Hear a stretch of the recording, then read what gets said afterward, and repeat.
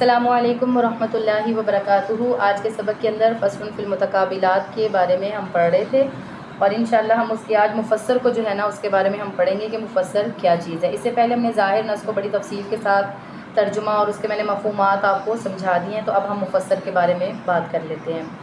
تو دیکھیں بلا تاخیر اپنے سبق کی طرف، بسم اللہ الرحمن الرحیم۔ و اما المفسر، کہ مفسر کیا ہے، اس کی وہی ترتیب رہے گی۔ پہلے ہم اس کی تعریف پڑھیں گے، پھر اس پر آنے والی مثالیں پڑھیں گے، اور مثالوں سے آپ مفسر بھی واضح کریں گے، ظاہر بھی واضح کریں گے، اور نص بھی واضح کریں گے، جو ہم نے آپ کو پہلے بات بتا دی ہے۔ تو ٹھیک ہے، وہ انشاءاللہ سننے سے ہی آپ کو بات سمجھ میں آ جائے گی۔ تو دیکھیں وہ اما المفسر، بہرحال مفسر ہوا ما ظہر المراد، کہ اس کی مراد ظاہر ہوتی ہے، من لفظ بیان، لفظ بیان سے، من قبل المتکلم، متکلم کی جانب سے، بحیث اس طور پر کہ لا یبقی معہ احتمال التاویل، تاویل کا احتمال باقی نہیں رہتا، و تخصیص، اور تخصیص کا بھی احتمال باقی نہیں رہتا۔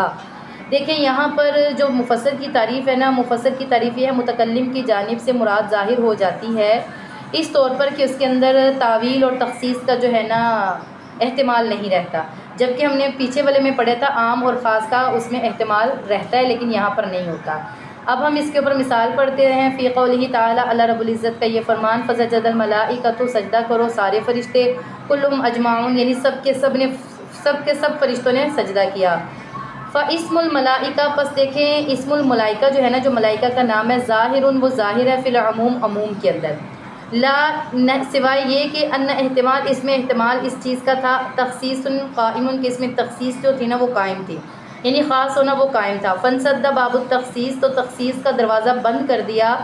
بقولہ، اس قول نے، کلہم نے، ثم بقی احتمال التفرقہ، تو پھر باقی تھا یہ جدائی کا احتمال سجدے کے اندر، تو اس کا بھی جو ہے نا دروازہ بند کر دیا۔ فانسد، پس بند کر دیا، باب التاویل، تاویل کا دروازہ، بقولہ اجمعون، اجمعون کے قول نے۔ اچھا، اب یہاں پر ایک بات سمجھ لیتے ہیں کہ دیکھیں اس طرح ہوا تھا کہ جب اللہ تعالیٰ نے حضرت آدم علیہ السلام کو بنانے کا ارادہ کیا، تو نبی کریم اللہ رب العزت نے یہ بات فرمائی تھی کہ جب میں ان کو بنا لوں گا نا، تو پھر آپ نے سب نے سجدے میں گر جانا ہے، یعنی مخاطب اس وقت فرشتے تھے۔ اب یہ جو آیت ہے نا، اس کے اندر ہم نے یہ بات سمجھنی ہے کہ دیکھیں اس میں تفسیر بیان ہوئی ہے، یعنی یہ مفسر ہے آیات۔ کیسے؟ دیکھیں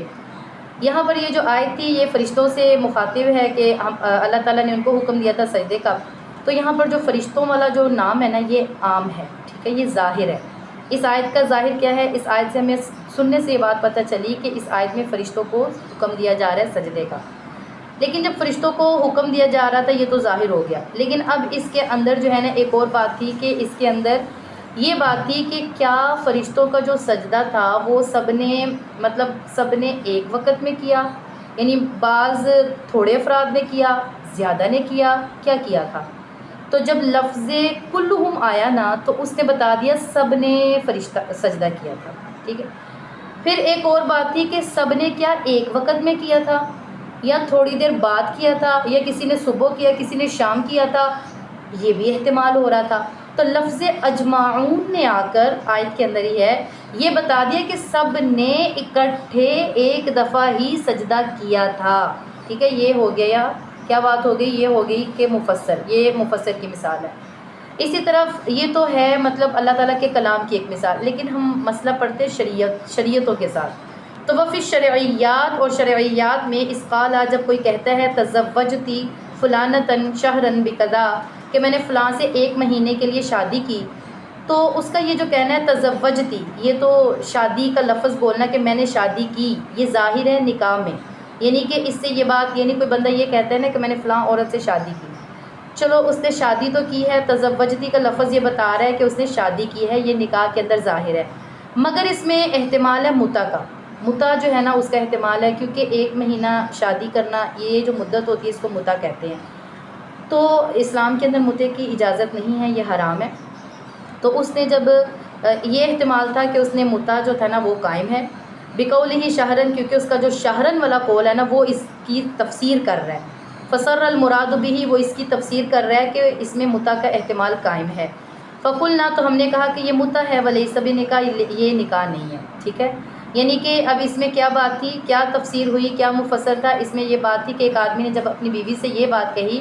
کہ میں نے شادی کی ہے فلاں سے، یعنی ایک عورت سے اس نے کہا میں نے فلاں سے شادی کی 1 مہینے تک، اب یہاں پر ظاہر کیا ہے، اس میں ظاہر یہ بات ہے کہ اس نے کہا ہے کہ میں نے شادی کی، لفظ جو تزوجتی ہے نا یہ ظاہر ہے۔ پھر اس میں ایک احتمال ہو رہا تھا اور وہ متا کا تھا، اور وہ متا کا تھا، اس کو ہمیں کیسے پتہ چلا جی؟ اگلا والا جو باب ہے نا شہرن، وہ اس نے بتایا ہے، اس نے تفسیر کی ہے کہ یہ متا ہے، یہ متا ہے، یہ نکاح نہیں ہے، ٹھیک ہے؟ تو یہ بات جو ہے نا اس کی مفسر کی یہ ایک مثال ہے۔ اسی طرح اگر کوئی یہ کہتا ہے ولو قالا، اگر کسی نے کہا لفلان علیہ الف من ثمن ھذا العبد او من ثمن ھذا المتاع، یعنی کوئی یہ کہتا ہے کہ مجھ پر فلاں کا 1000 ہے غلام کے ثمن میں سے، یعنی غلام کے پیسوں میں سے، یا سامان کے پیسوں میں سے، ٹھیک ہے؟ اب یہاں پر دیکھ لیں کہ یہاں پر اس نے یہ جو کہا ہے نا مجھ پر 1000 ہے، یہ 1000 لازم ہونے میں نص ہے، یعنی وہ یہ کہہ رہا ہے کہ مجھ پر کسی کے 1000 ہے، یہ بات کیا ہو گئی؟ یہ جو 1000 اس پر لازم ہو رہا ہے نا یہ نص ہے۔ مگر اس میں تفسیر کا احتمال باقی تھا کہ آیا وہ کس قسم کا جو ہے نا اس کے اوپر 1000 ہے، وہ کیا ہے جو اس کی اپنی اگلی مراد تھی نا، جو اس نے کہا کہ یہ غلام یا یہ سامان میں سے ہے، تو اس کے درمیان جو تھا، تو لہٰذا اس نے کیا کیا، ہمیں ابھی اس کے اندر چلو یہ تو آپ کی بات سمجھ میں آ جاتی ہے ہمیں کہ نص اس میں یہ ہے کہ اس بندے کے اوپر 1000 لازم ہے، ٹھیک ہے؟ لیکن اس کی جو ہے نا اس میں تفسیر کا احتمال ابھی بھی باقی ہے۔ فیقول فبقولہ، پس اس کا یہ جو کہنا ہے من ثمن ھذا العبد، اس غلام کے پیسوں میں سے، او من ثمن ھذا المتاع، یا اس سامان کے پیسوں میں سے، بین المراد بہ، یہ مراد کو ظاہر کر رہا ہے۔ جب مفسر کا اور نص کا آپس میں مقابلہ ہوتا ہے نا، اب یہاں پر مفسر اور نص کا مقابلہ ہوا ہے، نص کیا ہے کہ مجھ پر 1000 ہے، اور مفسر کیا ہے، یا تو سمن میں سے ہے یا غلام کے پیسوں میں سے ہے، یعنی یا تو غلام کے پیسوں میں سے ہے یا سامان کے پیسوں میں ہے، یہ مفسر ہے۔ اس نے تفسیر بیان کر دی ہے کہ یہ اس کا جو ہے نا اس چیز کا 1000 ہے۔ اب جب نص اور مفسر کا آپس میں ہو گیا مقابلہ، ایک ہی جگہ پر نص بھی آ گیا، ایک ہی جگہ پر مفسر بھی آ گیا، اب ہم کس کو ترجیح دیں گے؟ اب ہم مفسر کو ترجیح دیں گے، ٹھیک ہے؟ جب نص اور مفسر، ظاہر اور نص کا مقابلہ ہو تو ہم نص کو ترجیح دیتے ہیں، جب نص اور مفسر کا مقابلہ ہو تو ہم مفسر کو ترجیح دیں گے۔ تو فیترجح المفسر علی النص، تو یہاں پر ترجیح دی جائے گی مفسر کو نص کے اوپر۔ پھر یہاں تک کہ اسے کیا کہیں گے، پھر وہ جو بھی وہ بتائے گا نا اس کے حوالے سے ہم بات کریں گے، یہاں تک کہ لا یلزمہ المال، مال تب تک اس کے اوپر لازم نہیں ہوگا جب تک چیز اس کے قبضے میں نہ آ جائے، ٹھیک ہے؟ ہم نے جب یہ بات کہہ دی ہے مفسر کو ترجیح دے دی ہے، لیکن ہم تب تک جو ہے نا اس کے اوپر مال کو لازم نہیں کریں گے، تب تک وہ بندہ اس کو مال نہیں دے گا جب تک غلام ہے یا پھر اس کا سامان ہے وہ چیز اس کے قبضے میں نہیں آ جاتی۔ عند قبض العبد او المتاع، یا تو قبضے میں آ جائے غلام یا سامان۔ اسی طرح ایک اور قول ہے، کوئی کہتا ہے لفلان علیہ الف ظاہر فی الاقرار، کوئی کہتا ہے کہ فلاں کے مجھ پر 1000 ہے، ٹھیک ہے؟ وہ یہ کہہ رہا ہے کہ فلاں کے مجھ پر 1000 ہے۔ دیکھیں اس میں یہ بات تو ظاہر ہے کہ وہ اقرار کر رہا ہے، وہ یہ کہہ رہا ہے کہ مجھ پر کسی کے 1000 ہے، یہ اقرار ہے، یہ ظاہر ہے، ہمیں بات سننے سے یہ پتہ چلی وہ کہہ رہا ہے مجھ پر 1000 ہے، یہ اقرار ہے۔ نص کیا ہے؟ فی نقد البلد، جو پیسے شہر میں رائج ہے نا وہ نص ہے۔ تو فَإِذَا قَالَ، جب وہ یہ کہتا ہے نا من نقد بلد قضا، کہ مجھ پر فلاں شہر کے جو ہے نا پیسے جو ہیں وہ رائج ہیں، تو ترجیح دی جائے گی یہاں پر بھی نص کو۔ یہاں پر فرض کریں، ایک مثال سمجھیں، اگر کوئی بندہ کہتا ہے